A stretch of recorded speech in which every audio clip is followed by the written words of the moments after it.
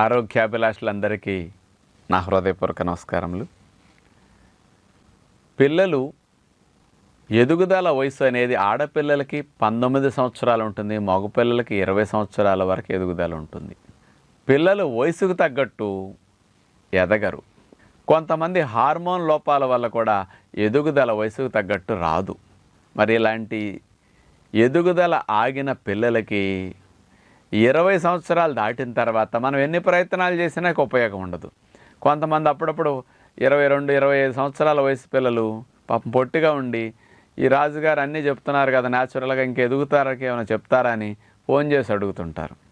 ఇక మీరు పైన రాడ్లు ఇట్లా పట్టుకుని కింద ఎవరో కాళ్ళు పట్టుకుని మీరు ఎంత సాగదీసినా ఎలాంటి గింజలు పప్పులు పెట్టినా 1 సెంటీమీటర్ కూడా సాగే ఛాన్స్ ఆ ఏజ్ దాటాక ఉండదు. ఇక అందుకనే వయసులో ఉన్నప్పుడు 20 ఏళ్ల లోపు ఉన్నప్పుడు మీరు ఎదుగుదల ఆగిన పిల్లల విషయాల్లో తల్లిదండ్రులు శ్రద్ధ పెట్టకపోయినా పిల్లలకి నష్టమే.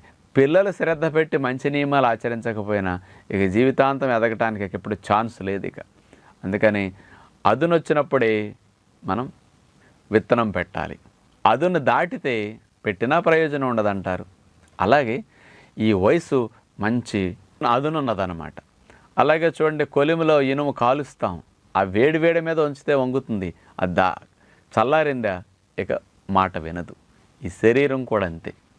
మరి పిల్లల్లో ఎదుగుదల ఎవరికన్నా లోపం ఉండి వయసుకు తగ్గట్టు ఎత్తు లేదు అన్నప్పుడు ప్రధానంగా చూస్తే ఆహారము, ఇటు వ్యాయామాలు, ఇవి 2 హార్మోన్స్ను ఉత్పత్తి చేస్తాయి. ముఖ్యంగా థైరాయిడ్ గ్రంథి, గ్రోత్ హార్మోన్ రిలీజ్ చేసేది కంఠ భాగంలో ఉండే థైరాయిడ్ గ్రంథి. ఇది సవ్యంగా పనిచేయాలి. అది సవ్యంగా పనిచేయాలంటే దానికి హార్మోన్స్ను ఉత్పత్తి చేసే ఆహారం మనం అందించాలి. ఇదొకటి. ఎదిగే వయసులో కొత్త కణాలు బాగా డెవలప్ అవ్వాలి. మరి శరీరం కొత్త కణజాలాన్ని నిర్మించాలి అంటే దానికి రా మెటీరియల్ బాగా ఇవ్వాలి. ఇప్పుడు చూడండి, ఎదిగే వయసు పిల్లలకి పోషకాలు మనకంటే ఎక్కువ కావాలండి, కానీ ఇది ఎవరు ఆలోచించరు.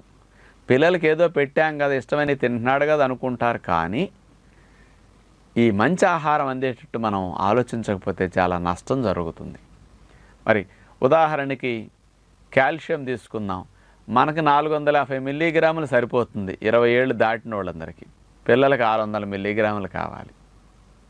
ఇట్లాగే శరీరానికి కావాల్సిన ఫాస్ఫరస్ ఏంటి, ఇతర మినరల్స్ ఏంటి, విటమిన్స్ కూడా పిల్లలకు కొంచెం ఎక్కువ అవసరం ఎదుగుదల కోసం.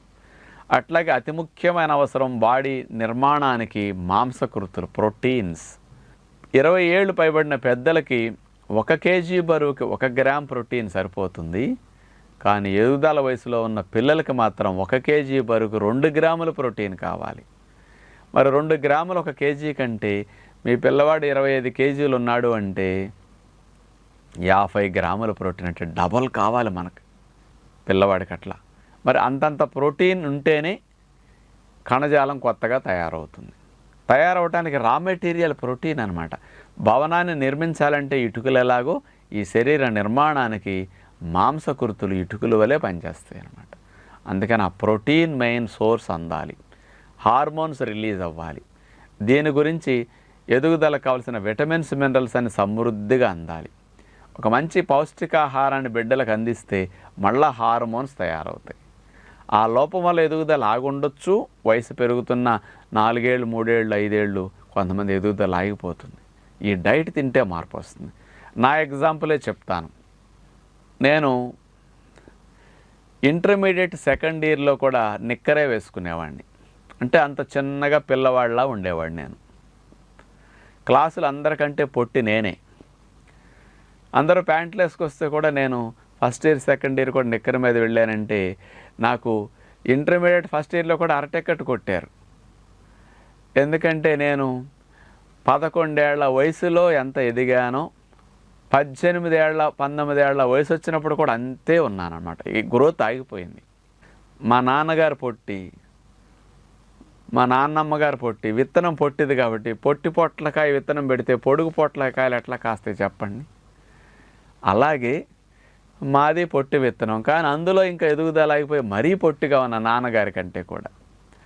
సరే, ఆ 19వ సంవత్సరంలో నేను నేచర్ క్యూర్కి వెళ్ళి చక్కగా 2 నెలలుండి ఇలాంటి అన్ని ఆహార నియమాలు, ఆసనాలు బాగా నేర్చుకుని మంచి ఆహారం 6 నెలలు బాగా కష్టపడి చేశానన్నమాట.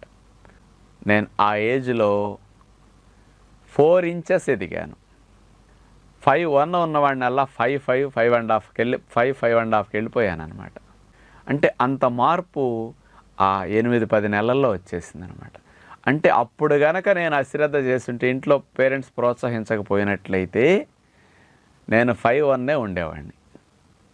చూడండి, అంటే 6 ఏళ్ళు 7 ఏళ్ళు ఆగిన గ్రోత్ అక్కడితో పోవాల్సింది, కానీ శ్రద్ధ పెట్టినందువల్ల మార్పు అట్లా ఉంటుందన్నమాట. ఇక మరి మంచి డైట్ పిల్లలకి ఎట్లా పెట్టాలి? హై ప్రోటీన్ డైట్ కావాలి అంటే మీరు ఏదో మాంసము, గుడ్లు అనుకుంటారు.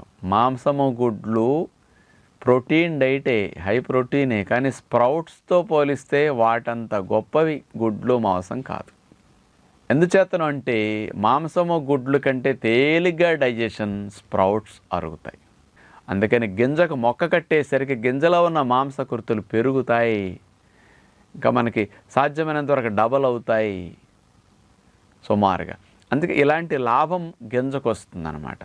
అందుకని ఎండు గింజలు ఒక 100 గ్రాములు తీసుకున్నామంటే 25 గ్రాముల మాంసకృతులు ఉంటాయి. ఈ 25 గ్రాముల మాంసకృతులు ఎండు గింజలను మొలకలు కట్టి మూట కట్టేసి 2 రోజుల తర్వాత తీస్తే 2 అంగుళాలు 3 అంగుళాలు మొలకలు వచ్చేస్తాయి. 2 days 2.5 daysలో ఎంత పొడుగు మొలకలు వస్తే ఆ మాంసకృతులు దగ్గర 40 గ్రాముల వరకు వెళ్ళిపోతాయి అన్నమాట. ఇలా మార్పు వచ్చేస్తుంది. 40 నుంచి 50 గ్రాములు అంటే డివిజన్ అవుతాయి, కార్బోహైడ్రేట్స్ తగ్గుతాయి, ప్రోటీన్ ఇంక్రీజ్ అవుతున్నది. సైంటిఫిక్గా ఉన్న విషయం ఇది. ఎందుకంటే గింజ బయటకు వచ్చిన బీజమంతా ప్రోటీన్ అన్నమాట. అంచేత మీ బిడ్డలకి రోజు మార్నింగ్ 2-3 రకాల మొలకలు, అందులో కొద్దిగా దానిమ్మ గింజలు, కిస్మిస్లు, లడ్డులు తయారు చేసి వేసేటప్పుడు వేస్తారు కదా, అవి పండు ఖర్జూరం ముక్కలు కట్ చేసి ఇవి కలపండి. పిల్లలు ఈజీగా తినేస్తారు.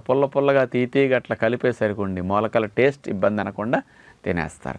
ఇవి రోజు పెట్టండి అన్ని మొలకలు. వేరుశనగ పప్పులు, 100 గ్రాముల వేరుశనగ పప్పుల్లో 25 గ్రాముల ప్రోటీన్ ఉంటుందన్నమాట. చాలా బలం ఇవి. 50 గ్రాముల వేరుశనగ పప్పులు మీ బిడ్డ తిన్నా ఇవి డైరెక్ట్గా తినకుండా నానపెట్టాలి. నైట్ నీళ్ళల్లో వేస్తే ఉదయానికి నానతాయి వేరుశనగ పప్పులు. ఈ నానపెట్టిన వేరుశనగ పప్పులు, మొలకలు, 10 ఖర్జూరాలు ఇట్లాంటివి పెట్టుకుని ఇవన్నీ తినేసేయచ్చు అనమాట. ఇవి 2 పెట్టారంటే మీరు గుడ్డు ఖర్చు పెట్టక్కర్లేదు, పాలు ఇవ్వక్కర్లా. ఆ ఖర్చులకి 2 వచ్చేస్తాయి. దానికంటే చాలా వెళ్ళిపోతుంది. ఒక కోడిగుడ్డు పెట్టి మీరు పాలు ఇస్తే ఎంత ప్రోటీన్ వస్తుందో చెప్పనా మరి? ఒక కోడిగుడ్లో 7 గ్రాములు. 1/2 లీటర్ పాలు ఇచ్చారు ఒక రోజున. 1/2 లీటర్ పాలంటే 12 గ్రాములు, సుమారుగా 8 గ్రాముల ప్రోటీన్ వస్తుంది 1/2 లీటర్ పాలు ఇస్తే. 8, 7 మొత్తం మీద 15 గ్రాముల ప్రోటీన్ వచ్చిందండి మీ బిడ్డకి. చూడండి ఎంత తక్కువ. 1 ఎగ్లో 7 గ్రాములు, 100 గ్రామ్స్ మిల్క్లో 3.2 గ్రామ్ ప్రోటీన్ ఉంటుందండి.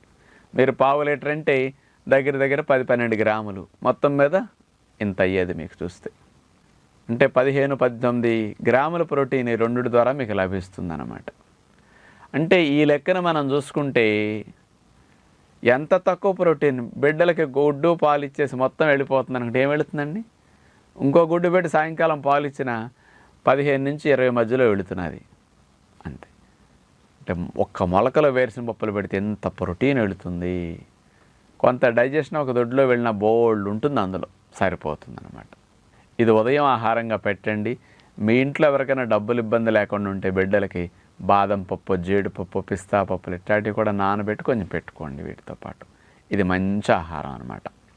హై ప్రోటీన్ డైట్స్ ఇవన్నీ మంచి ఎనర్జీని ఇస్తాయి, మంచి విటమిన్స్ ఇస్తాయి, మంచి కాల్షియంని ఇస్తాయి, అన్నీ సమృద్ధిగా ఉంటాయి విత్తనాల్లో. ఇది ఇలాంటి ఆహారం ఉదయం పూట ఇవ్వండి.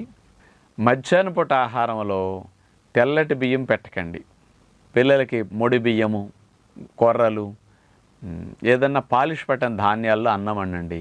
60%, 50% అన్నం పెట్టండి. ఇంకో 50% కూరల్లో ముఖ్యంగా ఆకుకూర వండాలి. ఆకుకూరల్లో కందిపప్పు వేయండి, పెసరపప్పు వేయండి. కాస్త ఇట్లాంటి పప్పు వేసిన ఆకుకూరలు రోజు వండి బిడ్డలకు పెట్టండి. అవి కాస్త రుచికరంగా ఎట్లా తినాలో మీరు అట్లా ఆ రకంగా చేసి పెడితే పిల్లలు తింటారు. ఇలా పప్పు ఆకుకూరలు మధ్యాహ్నం వాడండి. అప్పుడప్పుడు వారంలో 2-3 రోజులన్నా సోయా చిక్కుడు గింజలు నానబెట్టేసి, ఇది అన్నిటికంటే హైయెస్ట్ 43 గ్రామ్ ప్రోటీన్, ఇది 100 గ్రాముల్లో. ఈ గింజలు నానబెట్టి కుక్కర్లో ఉడకబెట్టేసి కూరల్లోనూ అన్నాల్లో ఉడికేటప్పుడు వేసేస్తూ ఉండండి. ప్రోటీన్ వెళ్ళిపోతూ ఉంటుంది. అంటే ఎనర్జీ వస్తుంది, బాడీకి కావాల్సిన ఫ్యాట్ వస్తుంది. మన శరీరానికి 20 గ్రాముల ఫ్యాట్ చాలు, పిల్లలకి 30 గ్రాముల ఫ్యాట్ కావాలి ఒక రోజుకి.